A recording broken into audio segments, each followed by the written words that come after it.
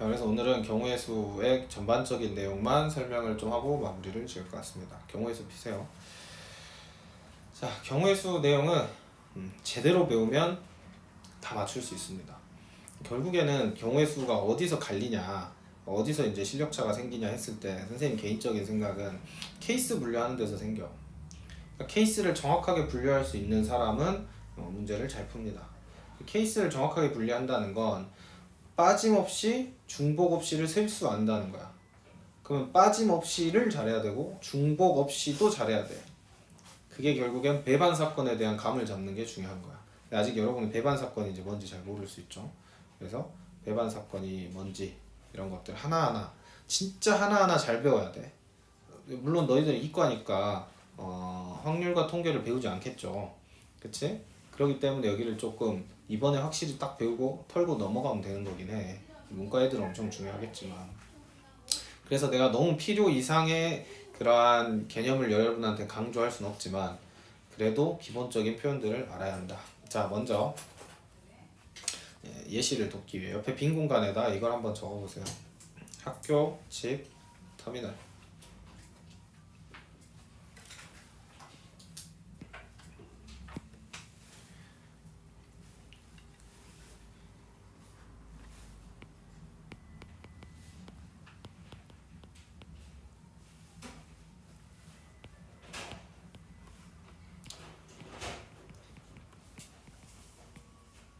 자, 학교에서 집에 가는 경로는 두 가지가 있고 집에서 터미널을 가는 경로는 세 가지가 있다고 합시다. 뭐 단적인 예를 들어 여기 이제 버스 하고 지하철이 있다고 하고요. 집에서 터미널을 가는 방법은 이제 버스도 있고 지하철도 있고 또 뭐가 있다 할까? 뭐 자전거, 공유 자전거가 여기 깔려 있다. 이렇게 생각을 해보자고. 자, 그러면 여러분 이제 머릿속에 뭐가 자리 잡아야 하냐면 이 섹션과 이 섹션을 일단 구별할 줄 알아야 돼. 머릿속에. 자, 이거랑 얘를 구별해야 하는 거야. 그럼 내가 물어볼게 이제 여러분한테. 자, 학교에서 집에 가는 방식은 두 가지가 있다고 했는데 버스를 타면서 동시에 지하철을 탈 수 있나요? 없죠. 이 감각이 일단 중요한 거야. 그런데 학교에서 집에 갈 때 내가 버스를 이용하고 집에서 터미널 갈 때는 지하철을 이용할 수 있나요? 있죠. 오케이? 이 감각을 일단 처음에 잘 아셔야 돼. 그러니까 이걸 잘 구별해서 봐야 한다고. 이걸 나는 어떻게 표현하냐면 얘를 하나의 시행이라고 나는 생각을 해. 시행. 그러니까 하나의 시행. 그 다음에 여기는 또 하나의 시행이라고 보는 거야. 이걸 잘 구별하셔야 돼요. 시행을. 자, 그랬을 때 여기에서 버스, 지하철, 버스, 지하철 이 두 개는 동시에 일어날 수가 없지. 이런 사건 우리는 배반 사건이라 그래. 동시에 일어날 수 없는 건 뒤에 가서 다시 설명합니다. 그런데 여기서 버스를 타고 여기서 지하철을 타는 건 배반 사건이 아니야. 왜? 지금 봐봐. 시행이 다르지. 이게 처음에 5개념에 가장 크게 생기는 거거든. 그래서 이거랑 이걸 구별을 해야 한다. 얘기를 처음에 하는 거야. 그럼 물어볼게. 학교에서 터미널까지 가는 방법은 몇 가지가 있어?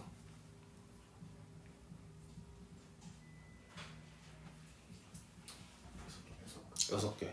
배우지 않았는데도 잘하지. 그치? 이런 감각이 되게 중요한 거야. 그럼 여러분이 이 배우지 않아도 학교에서 터미널 가는 경우의 수를 여러분이 다 셀 수 있지. 그러면 각각의 경우를 여러분이 예시로 하나씩만 말해봐. 성윤이부터. 버스를 응? 그 버스 지하철 자전거 중 한 예시를 들어보라. 예시 응. 버스를 타고 응. 또 버스를 타고 그치? 버스. 이게 하나의 경우겠지. 오케이? 승주.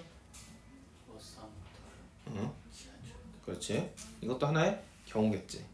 얘네들이 여러분 머리에 어떻게 자리 잡아야 되냐면 마치 원소인 것처럼 자리 잡아야 돼. 원소인 것처럼.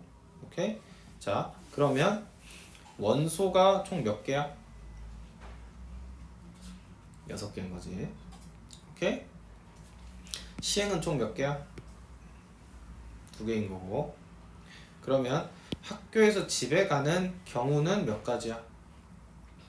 2가지. 경우의 수는 2가지. 이해되죠? 무슨 말인지? 그런 식으로 정확하게 이제 구별해서 생각을 할 수 있어야 돼요. 그럼 학교에서 집에 갔다가 터미널 갔다가 다시 집으로 돌아오는 거. 경우의 수가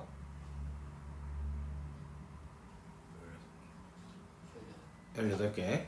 오케이? 각각의 경우를 다 나열할 수 있겠죠? 됐죠? 이제 이런 게 머리에 잘 들어가 있어야 한다는 거야. 됐지? 일로 와봐. 자, 이걸 이제 시험에 내기 좋은 상태로 변형을 할 거야. 그랬을 때 여러분 이거 적으세요.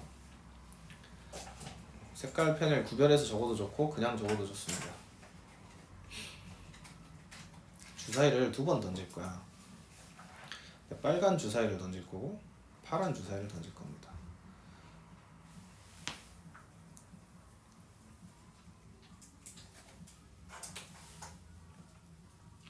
그래서 빨간 주사위를 먼저 던질 거야. 뭐 순서는 크게 안 중요한데 어쨌든 그걸 시행 1이라고 하자 이거야.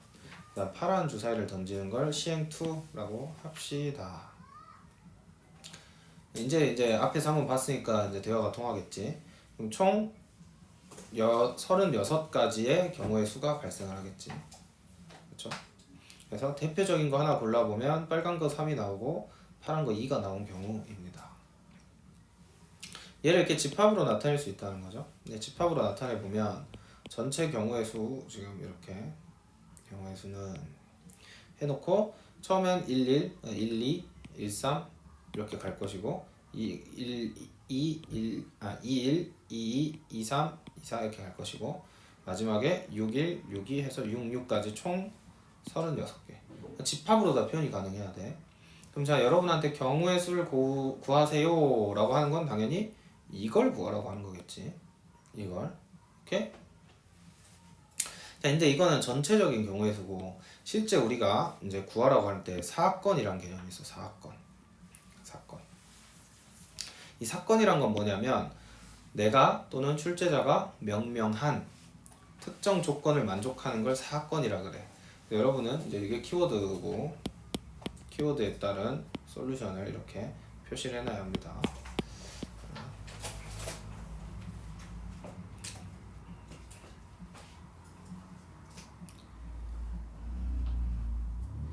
여기 말은 좀 어렵게 쓰여 있는데 내가 이해하고 정확하게 표현만 하면 돼요. 그러니까 머리에 일단 이게 세팅이 되는 과정이 중요한 거지. 어떠한 시행들이 있었을 거야. 그 시행들이 일어나는 그 멀티버스에는 여러 가지 경우가 나타나겠지. 아까 버스 타고 가는 것처럼. 그 모든 것들 중에 특정한 경우를 내가 지금 뭔가 얘기를 하고 있는 거라고. 그 조건을 주고 있는 것들을 사건이라는 거야. 예를 들어 아까 같은 경우에는 뭐 문제에서 이렇게 말할 수 있겠지.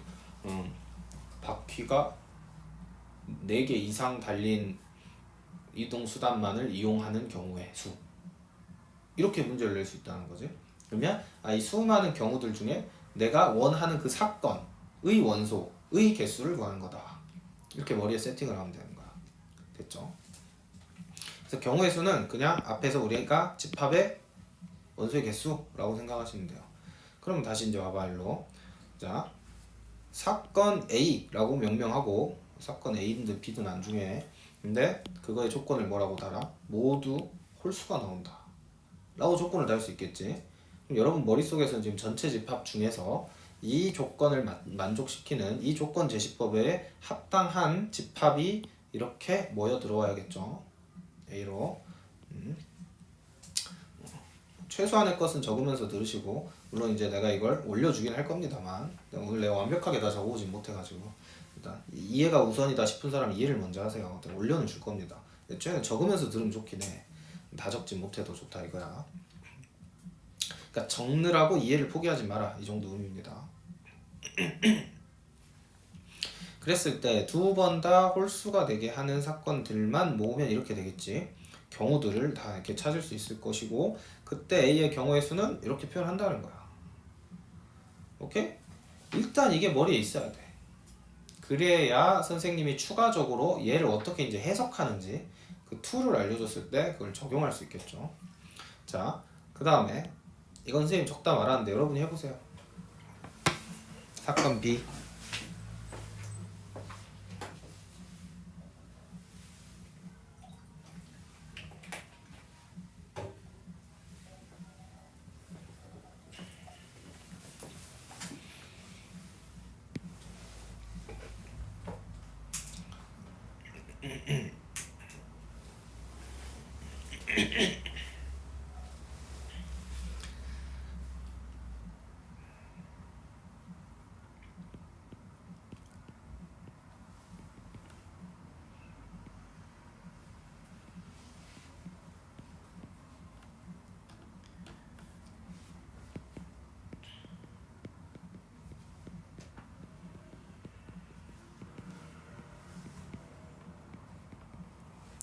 자, B의 경우의 수는 얼마인가요? 6개. 이제 알겠지? 여러분 머릿속에 시행을 쪼개서 보기 시작하는 거야 이제. 아, 이 시행과 이 시행.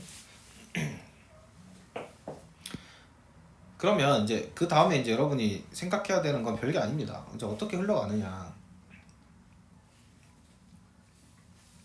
잘 봐봐. 이제 이건 적을 필요 없어요. 그냥 여러분 생각을 한번 해보세요. 자, 생각을 해보는 거야. 사건 A 이거나 사건 B의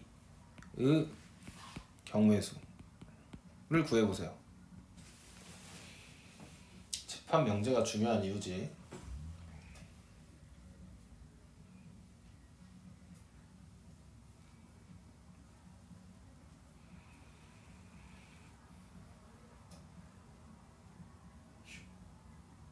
얼마죠? 15가 있고 12가 나왔는데 뭐가 맞아?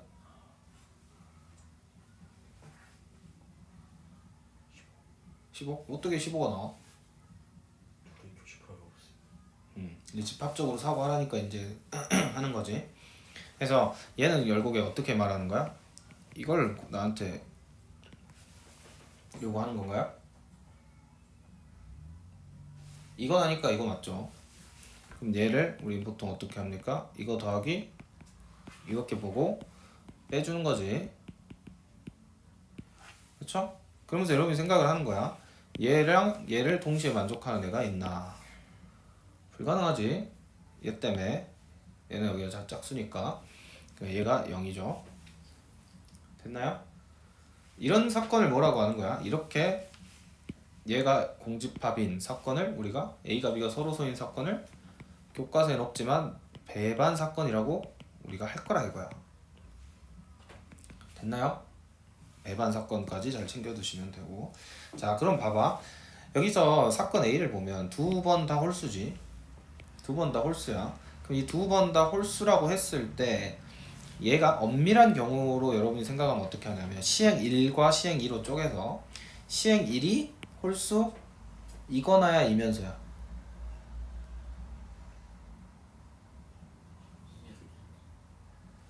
홀수 1이 시행 1이 홀수 이면서 시행 2도 홀수인 경우를 구하는 거지. 그치? 이거나였으면 더 많아지겠죠. You know what I'm saying? 그러니까 얘네 시행 간의 관계에서도 사실 이게 다 들어갔다는 거야. 그럼 봐봐. 이 시행 간의 관계에서는 1시행과 2시행의 관계에서 배반 사건 이런 걸 따지면 안 된다는 거야. 얘는 시행 자체가 달라요. 그냥 다른 거야 그냥. 얘는 배반이니만 이런 얘기를 안 하는 거라고. 그 애들이 오개념이 많이 생기는 거야. 벌써 약간 머리가 이제 약간 아리까리하지. 좀 이제 비꼬기 시작하면은 엄청 어려워집니다. 이게 기본기야. 다시 머릿속에 잘 잡고 있어야 돼. 이 시행을 처음에 잘 구별할 것.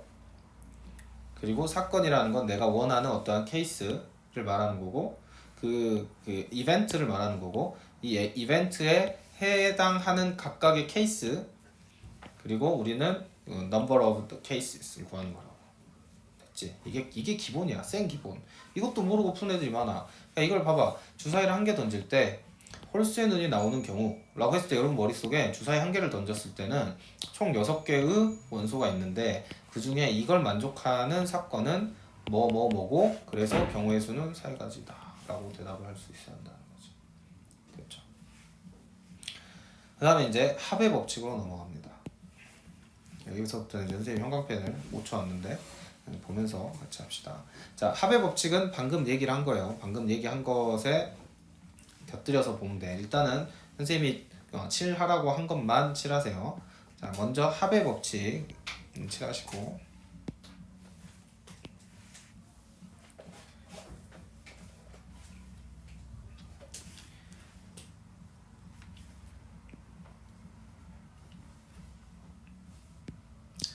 자,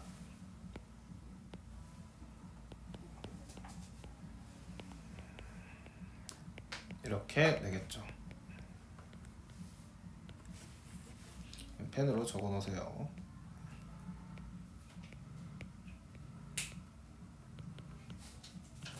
이 동시에 라는 말 때문에 많이 헷갈리게 되는데,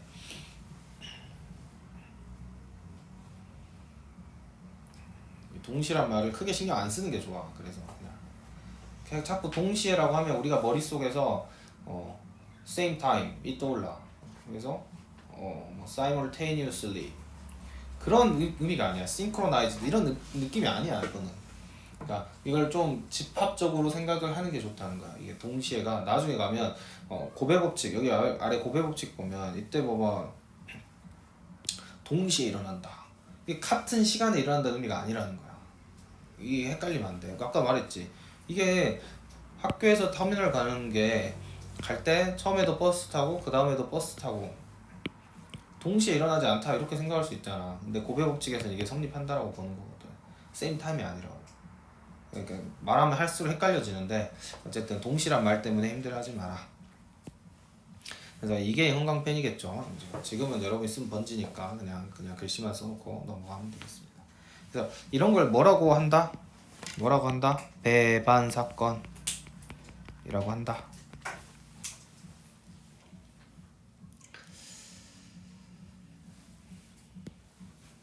그래서 아래 예시를 보면 그렇게 어렵진 않은데 아래 예시를 보면 A에서 B로 이동하는데 배편이 3가지, 항공편이 2가지가 있다. 내가 만약에 배를 탄다. 그러면 내가 항공을 탈 수가 있나요? 없죠. 이런 걸 바로 배반 사건이라고 하는 거야.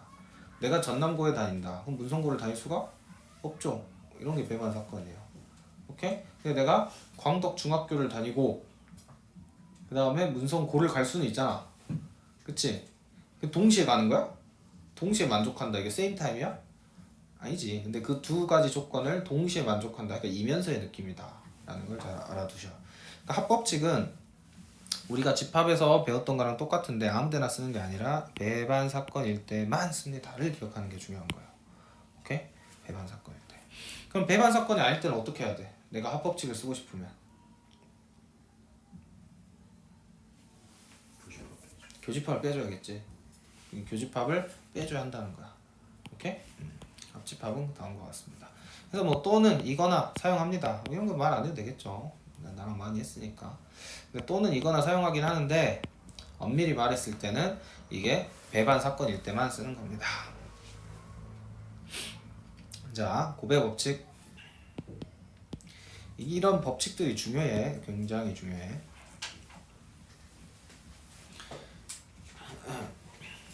자, 봐봐. 이때는 지금 A, B가 동시에 일어나지 않을 때라 그랬잖아, 위에는. 근데 이때 여러분이 이제 눈치를 챙겨야 되는 게 보면은 이게 뭐야? 배반 사건이란 말 자체에 뭐가 들어있는 거냐면 같은 시행이라는 말이 있어. 당연히 같은 시행이니까 배반 사건일 거 아니야. 야, 이걸 배반 사건이라고 하지 않는다고. 봐봐. 학교에서 집에 갈 때 2가지 경로 더하기 집에서 터미널 갈 때 3가지 경로 이런 건 없다는 거야. 시행이 다르잖아 지금. 그때는 합법칙이 성립해? 아니지. 그러니까 합법칙은 항상 같은 시행일 때. 근데 교과서에서 시행이라는 표현을 안 쓰니까 내가 안 하는 거야 그냥.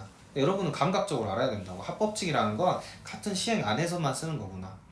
그러면 학교에서 터미널을 가는 것에서는 합법칙을 쓸 수가 있을까 없을까? 있겠지. 이걸 하나의 시행으로 보면, 오케이? 같은 그 규격 아래서 합법칙을 쓸 수 있다. 예를 들어서 처음에 버스를 타고 다음에 지하철을 타는 것. 예를 들어 문제에서 이렇게 냈다 해봐. 학교에서 터미널을 갈 거야. 버스를 한 번 이용하고 지하철 한 번 이용해야 돼. 라고 말했어. 라고 한 순간 여러분 머릿속에 학교에서 터미널을 갈 건데 버스는 반드시 한 번, 지하철도 반드시 한 번 이용해야 되는구나. 그치? 그럼 이 전체적인 사건의 그 규모에서 시행의 개수가 똑같잖아. 이럴 때만 배반 사건을 논할 수 있다고. 그러면 여러분이 배반 사건을 논할 때 어떻게 하면 되겠어? 둘이 중복이 안 되고 빠짐없이 세주는데 그때 처음에 버스, 다음에 지하철. 그 다음에 처음에 지하철, 다음에 버스. 이 두 개는 서로 동시에 일어날 수 있어, 없어? 없지? 내가 버스 타고 지하철 타는 거랑 지하철 타고 버스 타는 거랑 두 개가 공존할 수가 없잖아. 이런 걸 배반 사건이라 하는 거야. 그때 동시에란 말을 썼다고 오해를 하지 말라 이 말이지 내 말은. 오케이? 반면에 곱법칙은 언제 쓰는 거냐면 이게 되게 조심스러운데 이것도 오개념이 생길까봐 시행이 다른 경우 다른 경우라고 하면 또 헷갈리니까 상황 시행이 다른 상황 또는 다른 사건에서 쓰는 거야. 그림을 봐도 알겠죠? 그림을 보세요. 지금 얘는 시행이 같지. 같은 시행에서 합법칙을 논하는 거고 얘는 딱 봐도 그림이 다르죠. 그치? 그래서 시행이 다르잖아. 이럴 때 곱법칙을 쓰는 거야. 그래서 얘는 그냥 두 사건에 대해서 일어나는 경우 이렇게 그냥 표시를 해놓으면 되겠죠. 이거는 우리가 처음 보는 거니까. 이거랑 또 뭐랑 헷갈리면 안 돼. 선생님 이거 교집합인가요? 아니라고. 교집합이라고 생각하면 안 돼. 왜냐? 시행이 다르니까 교집합이라고 논할 수가 없다 이 말이야.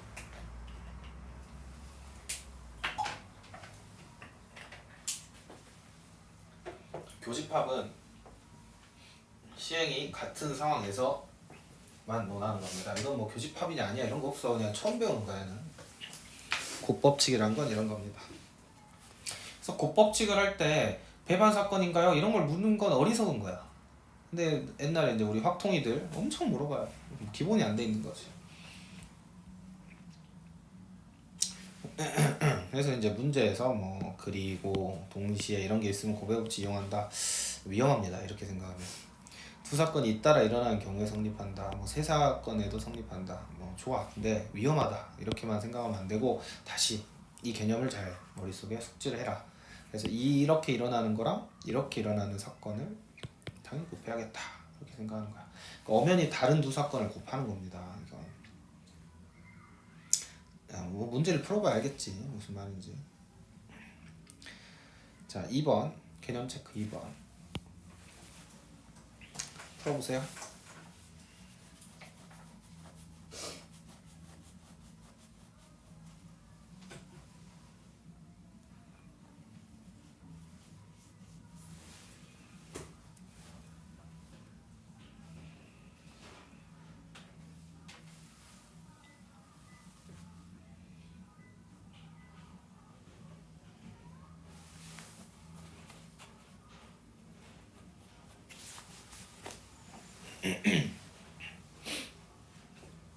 쉽죠? 1번 같은 경우에는 3의 배수 또는 4의 배수라고 했어요. 자, 이 말을 이제 내가 어떻게 얘를 쪼개서 볼 거냐는 거지.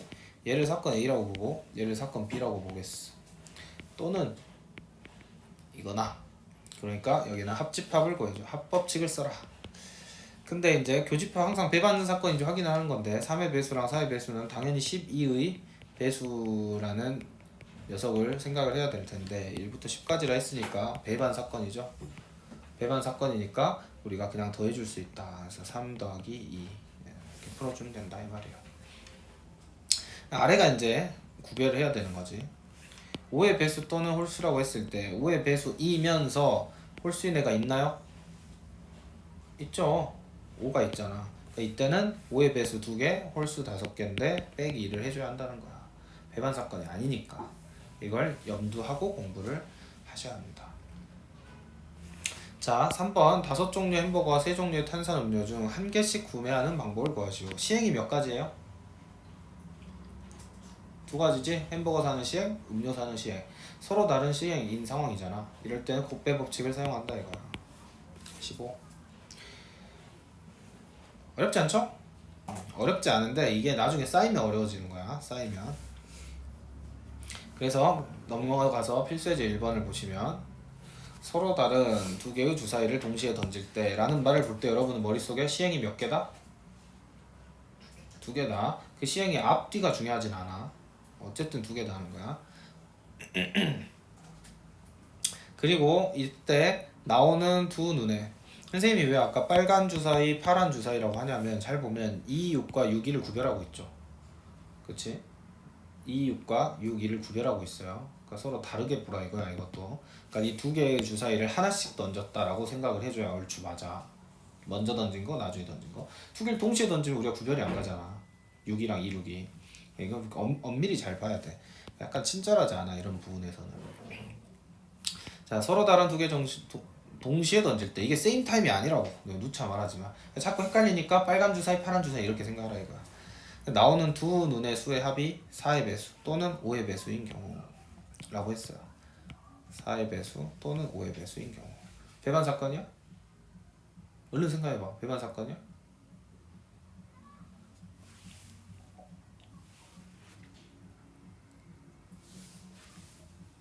맞아?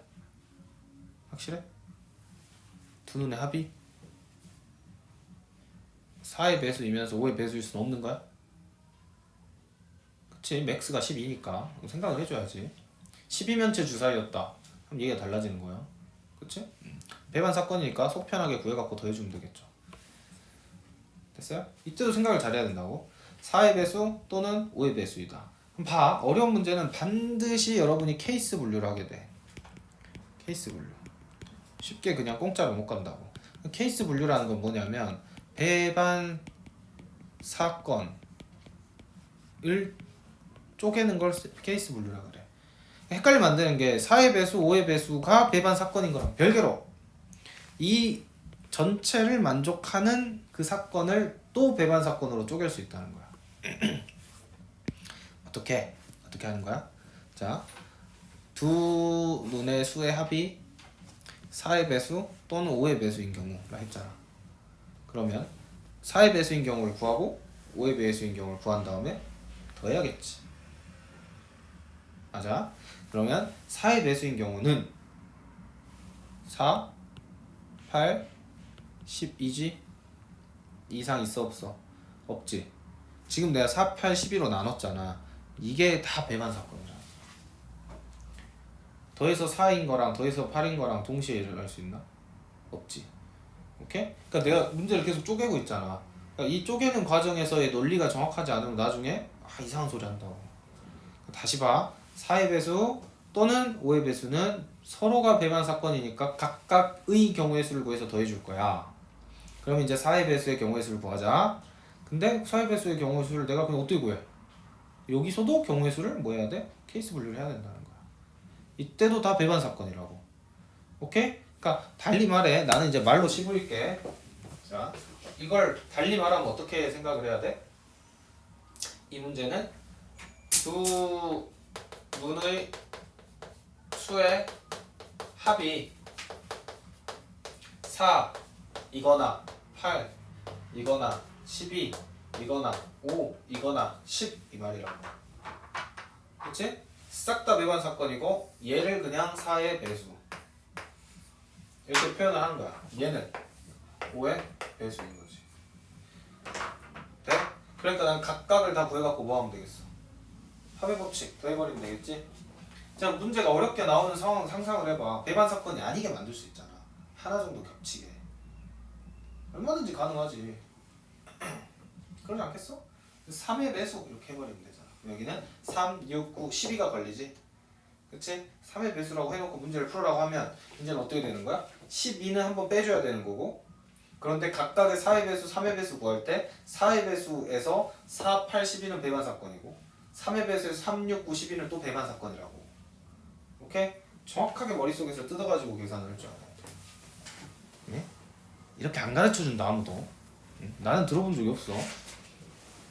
이렇게 생각을 해서 공부를 해야 나중에 여러분이 정확하게 쪼갤 수 있는 거야. 확통을 우리가 하는 건 아니지만 기본적인 거지만 방금 내 말의 의미를 잘 기억해. 5, 10 이렇게 쪼개는 거고 이게 모두 다 배반 사건이다 이 말이야. 여러분이 싹 구할 수 있겠죠. 그럼 또 이제 또 쪼개고 들어가. 그러면은 두 눈의 수의 합이 4인 거 어떻게 되는 거야?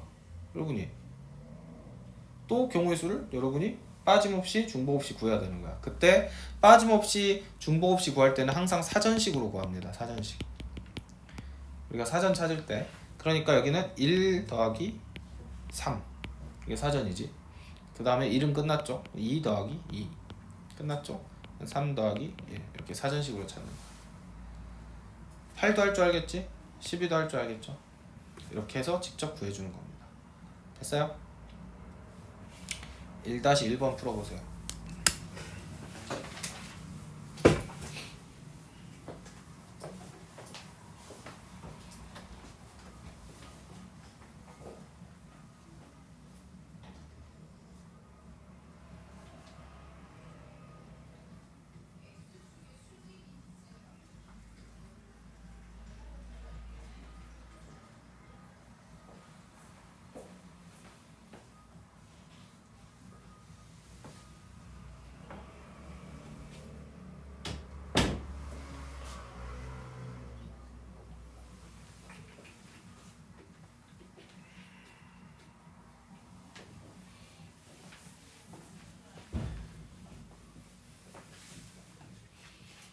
이렇게 보니까 서로 다른 주사위란 말이 왜 있는지 알겠지?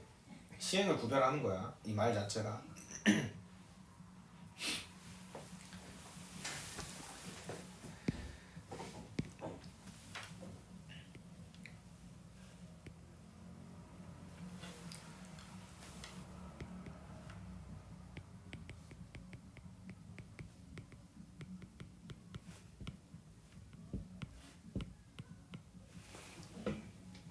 자 이렇게 풀었어야겠죠. 두 눈의 차가 3인 경우, 4인 경우, 5인 경우, 6인 경우 이 네 가지가 다 배반 사건이지. 그렇죠? 그럼 여러분이 3인 경우를 머릿속으로 생각하면 항상 사전식으로 하라 했으니까 뭐 사전식을 거꾸로 한다. 6, 3 이렇게 해줄 수 있겠지. 다음에 5, 2, 4, 1 3은 안 되죠. 3 되네요. 3, 6 2, 5, 1, 4 이렇게 구하면 되겠지? 4인 거, 5인 거, 6인 거는 불가능이지. 그치? 그래서 다 더해주면 되겠다. 중복이 없잖아. 이 사이에는. 됐죠? 이걸 이렇게도 할 수 있어. 두 눈의 차가 3인 거. 그랬을 때 1이 나온 경우 첫 번째 게 2가 나온 경우 3 가능해? 가능해. 이것도 배반 사건이야. 처음 주사위가 1이 나온 경우랑 2가 나온 경우는 배반 사건이잖아. 가능하다고. 1이 나온 경우에서 그러면은 당연히 차가 3 이상이어야 하니까 그 다음 거는 당연히 4거나 5거나 6이거나 카운팅 할 수 있지. 근데 이렇게 다 카운팅해서 더했어. 틀렸어? 문제? 틀렸어? 맞다고. 얘도 맞다고. 배반 사건으로만 구하면 돼. 조건을 만족하는. 그래서 확률 통계 이 단어는 그러니까 경우의 수 여러분이 순열 조합까지 할 텐데 경우의 수 순열 조합 이 단어는 한번 내가 감을 잡고 어느 정도 반복해서 내 걸로 딱 만들면 내가 이런 말 잘 안 쓰려고 노력하는데 웬만하면 안 틀려. 틀리는 경우는 두 가지야. 첫 번째는 이게 충분히 훈련이 안 된 경우. 연습량이 부족한 거야. 선생님 모든 게 다 그렇지 않나요? 아니 이거는 정확히 있어. 그 딱 뭔가 감을 내가 뚫고 나갈 만큼 연습을 하면 그대로부터는 다 비슷하게 보여. 그 경험치가 쌓일 때까지 내가 그 경험치가 안 쌓이면 애들이 틀리겠지. 근데 두 번째가 더 무서워. 감 떨어지는 경우가 있어. 이게 감 떨어지는 게 아니라 선생님 DM이란 걸 만드는 그 시초가 확률과 통계 때문이야. 옛날에는 문과이과 다 확률과 통계를 봤어. 시험에 다 포함됐다고. 애들이 막판에 가면 어려운 거 할 거 아니야. 확통 내용은 쉬우니까 매 미적분 풀다 보면 결국에는 시험장에서 틀려갖고 오는 거 확통이야. 애들이 항상. 왜? 감 떨어져서 그래. 잘하다가 막판에 이제 소홀히 하니까. 그래서 매일 확통은 내가 한 문제씩 풀어야 된다. 그래가지고 순열조합 하나, 확률 하나, 통계 하나, 세 문제를 맨날 만들어갖고 뒤에 맨날 그렇게 시켰다. 여러분도 마찬가지야. 시험이 다가올수록 매일 확률과 통계 문제는 얘네들은 풀어야 된다. 섹션별로. 그러니까 선행을 빨리 하는 게 좋아. 그래서 방학 때 이것까지 하면 참 좋았겠지만 우리가 현실적으로 그게 불가능했으니까 지금 빨리 하는 거야. 여러분이 시험 끝난 지 얼마 안 지나서 하기 싫겠지만 다 이유가 있는 거다. 네, 1부터 8까지 자연수가 각각 하나씩 적힌 공 8개. 자, 이제 주어 사이에서 벗어났지. 공 8개. 주머니에 한 개씩 3번. 3번 공을 꺼낼 때 시행 몇 개야? 보이지? 이제 시행이 3번 있는 거야. 꺼낸 공의 수의 합이 5 이하인 경우. 그럼 어쨌든 내가 3번 꺼냈으니까 3부터 5 사이인 거지. 그럼 배만 사건으로 다 쪼개면 3인 경우, 4인 경우, 5인 경우 이렇게 해서 풀면 되겠죠. 오케이? 3인 경우에는 111일 것이고 4인 경우에는 211, 121, 122 이렇게 나올 것이고 5인 경우는 여러분이 이거 생각을 해보면 쉽죠? 221, 221 그 다음에 이렇게 되는 거 하나랑 또 311도 있겠지? 그치? 131, 113 선생님 이런 걸 어떻게 하나요? 아 이거는 말했잖아. 어떻게 하는 거야? 연습을 해야 되는 거야. 많이 해보면 잘하게 되는 거야. 빠짐없이 중복 없이 구하는 연습을 해야 되는 거야. 근데 이건 시간이 지나면 잘하니까. 만약에 이게 AB반 수업이었잖아. 그럼 여기에서 빠짐없이 중복 없지만 엄청 강조했을 거야. 내가 이것만. 여러분한테 딱히 강조 안 하는 게 당연히 이렇게 할 거고 그것보다 훨씬 중요한 게 여기서 오개념이 생기지 않게 하는 게 난 중요하다고 판단하는 거지. 다음 필수예제 2번. 필수예제는 같이 푸는 거니까 봐봐. 이거에 대한 표현으로 아주 좋은 게 뭐냐면 이런 표현이 나오는 거야.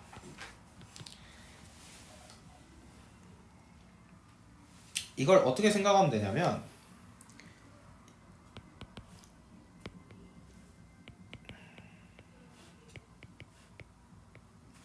(1) 이라고 쓰여져 있는 공, 2라고 쓰여져 있는 공, 3이라고 쓰여져 있는 공이라고 생각하면 돼. 그러면 1이라고 쓰여져 있는 공을 X개 뽑은 거야. 2라고 쓰여진 공을 Y개 뽑은 거고 3이라고 쓰여진 공을 Z개 뽑은 거야. 오케이? 그러면 이때는 시행 횟수가 정해져 있지 않지. 그쵸? 3을 많이 뽑으면 빨리 끝날 거 아니야. 어쨌든 10이 되면 끝이래. 이런 상황이라고. 그럼 여러분이 배만 사건은 어떻게 세워야겠어? 케이스별로 어떻게 하면 좋을까? 3이 적힌 그렇지. 그렇게 생각하면 되겠지. 근데 이게 참 어려운 애들도 있을 거란 말이야. 오케이? 내가 뽑는 공의 개수를 가지고 컨트롤 하는 거야, 얘는. 그래서 여기서 중요한 건 x, y, g는 다 1보다 클 것이고 이걸 생각을 해야겠지. 그 다음에 이제 g를 가지고 배반 사건을 쪼개면 좋겠죠. g가 1일 때, 2일 때, 3일 때. 이해한 것 같으니까 넘어가도록 하겠습니다. 이런 마인드로 풀어주면 되겠다는 거야. 얘도 이제 어려운 문제는 많이 나오는데 보통 부등식 문제가 어렵죠. 자, 방정식은 잘하고 별표 하나 치시고 풀어보세요.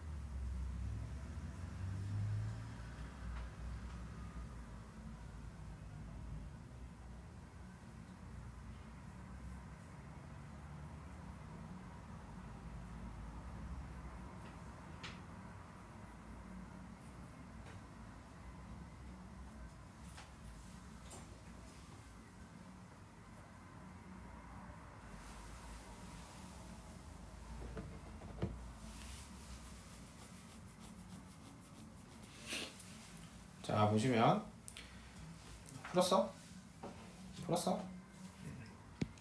자 자연수라고 했으니까 어쨌든 얘는 최소 조건이지. 그치? 2 플러스 1이 그래서 2x 플러스 y는 3, 4, 5 각각 배반 사건이죠. 그렇죠? 이 배반 사건이라는 걸 가지고 이걸 각각 개수를 더해서 답을 내주면 되겠다. 됐죠? 부등식은 이렇게만 처리해주면 됩니다. 자, 이걸 돈으로 문제를 낼 수 있어. 그러면 100원짜리, 500원짜리, 1000원짜리 세 종류, 요즘 잘 안 쓰죠. 돈의 가치가 하도 떨어져가지고. 세 종류의 학용품. 오케이. 이게 먼저 돈 내는 방식으로 보통 물어보거든. 내가 5,000원을 낼 수 있는 방식, 100원짜리, 500원짜리, 1000원짜리 갖고. 그랬을 때 이제 문제를 어떻게 내냐면 1000원짜리가 몇 개 있다, 뭐 이렇게 이걸 컨트롤해서 냅니다. 이제 이거 학용품으로 그냥 말만 바꾼 거지. 쉽게 말해 100원짜리, 500원짜리, 1000원짜리를 가지고 내가 5,000원을 만드는 방법을 물어봤어요. 적어도 하나씩은 포함돼야 한다, 뭐 이렇게 생각하면 여러분이 또 경우의 수를 쪼개서 풀어주면 되겠지. 그치? 근데 이제 나중에 이제 이 문제 풀 때 보통 어떻게 많이 하냐면 500원짜리가 두 개 있으면 1000원과 같네, 이런 식으로 생각해서 풀게 만들어요. 뒤에 가면 나중에 어려운 문제 풀 때 한번 해보도록 하고, 여기까지는 여러분 스스로 해보자. 자, 고배 법칙. 그리고 여기 어려운 게 정해져 있어가지고 어려운 거 위주로 해야죠. 자, 고배 법칙. 다음에 식을 전개할 때 생기는 항의 개수. 여기는 이제 유형이 정해진 거니까 여러분이 이걸 직접 이렇게 전개를 하는 거지 사실은. 근데 엄밀히 따지면 여기서 하나 고르고 여기서 하나 고르는 거죠. 고배 법칙이다, 이런 말입니다. 넘어가도록 하죠. 이건 쉬우니까. 약수의 개수. 이거 내가 언급 한번 했었지. 약수의 개수는 천천히 한번 설명을 할게요.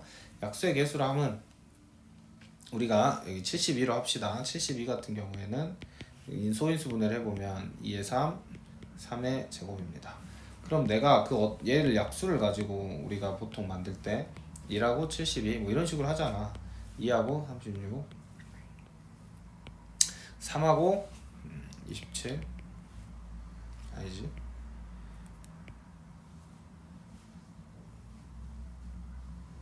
24. 이제 이렇게 하죠. 이렇게 했을 때 각각의 의미가 뭐냐 이거야. 각각의 의미란 게 뭐냐면 결국에는 우리가 배수, 약수는 배수와 연결해야 되는데 배수라는 게 우리가 4의 배수다 하면 4K 이렇게 하잖아. 그치? 그러니까 내가 72의 약수라는 건 어떤 수에다가 곱하기 K 했는데 72가 된다는 거죠. 근데 이 K에 아무거나 들어올 수 없지. 2나 3만 들어와야겠지. 또 1 이렇게 들어와야겠지. 얘 소인수분해 해본 결과 다른 수가 들어오는 순간 72가 될 수 없다는 거잖아. 예를 들어 5를 약수로 가지고 있다. 그러면 걔는 72의 약수가 될 수 없겠지. 이렇게 생각을 했을 때 결국에는 2랑 3을 컨비네이션 해야만 한다라는 결론에 도달하는 거야. 그래가지고 이 36이라는 건 결국엔 어떻게 완성된 친구인가요? 하면 이 두 개랑 3 두 개로 완성된 거지. 그래서 이 72라는 걸 표로 나열해 보면은 3이 한 개, 두 개까지 가능하고 2가 여기까지 가능하지. 이렇게 됩니다. 그러니까 총 몇 개의 약수가 나오는 거야? 이때는 1인 것이고, 이때는 3이고, 이때는 9인 거고, 얘는 2, 6 이렇게 마지막 72까지 가겠지. 오케이? 그러면 우리는 굳이 이걸 해보지 않고도 약수의 개수를 구할 수 있다는 거야. 고배 법칙에 따라. 그러니까 약수의 개수가 전형적인 고배 개수의 상황이라고 하셔야 되겠죠. 그래서 총 몇 개의 개수를 가져요? 12개를 갖는다. 그래서 이거는 형광펜을 여기다 좀 해놓으세요.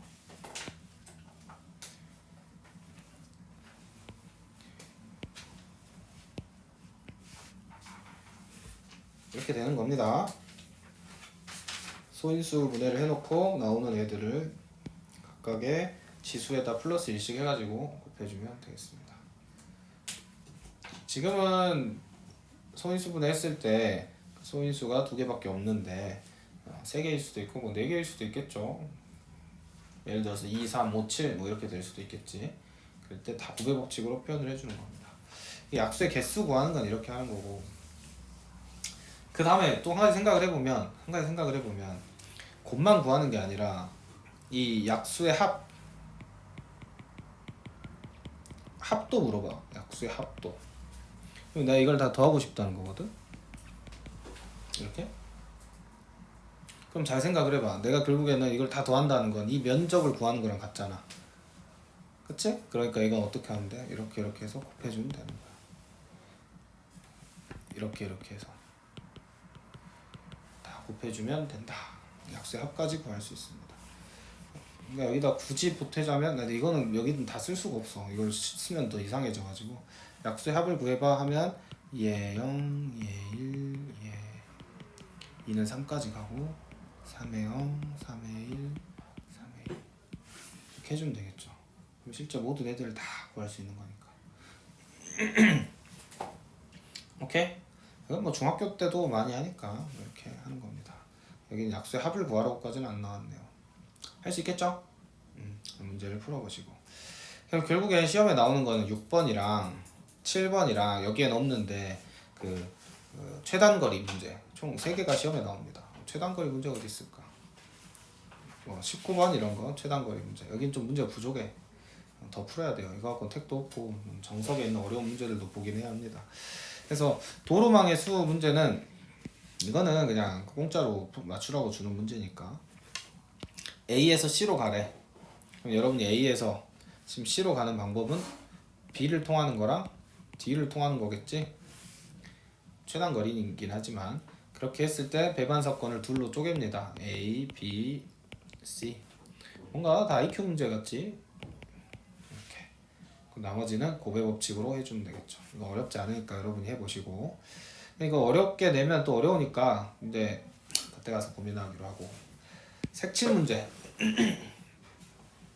색칠하는 문제.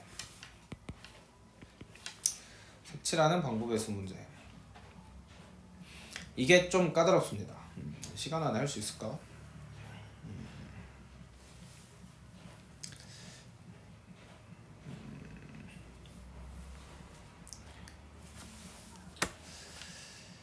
한번 끊어서 가야 될 것 같네. 이게 결국에는 시험에 나오는 어려운 문제가 얘 유형. 여긴 쉬워 보이는데 이게 그림을 좀 악랄하게 그리면 굉장히 좀 어려워. 색칠하는 문제랑 그 다음에 지불 문제. 이건 쉽습니다. 이건 쉬운데 이제 처음에만 좀 어려운 거고 아까 말한 거야 내가 돈 지불하는 개수 문제. 그 다음에 도형의 최단거리 문제. 그러니까 최단거리 중에 이제 나중에 여러분이 시험장에서 만날 거는 뭐 지도의 격자 지도가 이렇게 있는데 뭐 뻔하지. 뭐 어디를 찢어 막 또 물을 흘려. 그러면서 이 포인트에서 여기까지 최단 거리를 구해봐. 이렇게 경우의 수를 구해봐. 그러면 실제로는 이제 이렇게 가는 거잖아. 뭐 이렇게. 이게 한두 가지가 아니겠지. 이거 어떻게 구할 것인가 이런 걸 배워야 돼요. 네, 여러분이 아직 합법칙, 고법칙 이거 익숙하지 않은 상황에서 열심히 떠들면 또 나 혼자 떠들고 끝날 것 같아서 일단은 우리가 어차피 내일이 메인이야. 내일은 유리함수 쫙 다 나갈 거니까 내일 유리함수 다 공부해 오면 이번 주에 여러분이 공부할 건 충분할 것 같고 일단은 숙제는 뭐 전반적으로 내줄게. 여러분이 고민해서 풀어보시고 얘도 뭐 끝까지 일단 해보는 걸로 아마 잘 안 되는 게 좀 있겠지만 숙제는 여기까지 읽어보면서 해보세요. 뭐 이거 못할 건 아니잖아. 혼자서 읽어보면서 근데 안 풀리는 문제들이 있을 거기 때문에 도와주겠다는 얘기지. 그래서 여기까지 일단 해보시고 다음에 선생님이 다음 시간에 좀 구체적으로 유형별로 정리를 좀 해주겠다. 질문 없겠죠. 오늘 질문할 만한 내용을 한 건 없으니까. 그래서 다시 돌아와서 이걸 잘 이해를 해줘라. 이 감각이 되게 중요하다. 그리고 약수의 개수 정도만 복습해주고 부등식 표현 아까 이거 시험에 나온 것들 위주로만 정리해주면 되겠다. 우리가 상상을 해봐. 여긴 너무 쉽잖아. 문성처럼 뭔가 괴랄하게 낼 거 아니야. 그걸 대비하기 위해서는 우리가 기본기를 딱 갖춰가지고 어려운 것도 대비를 해야겠다. 여기까지.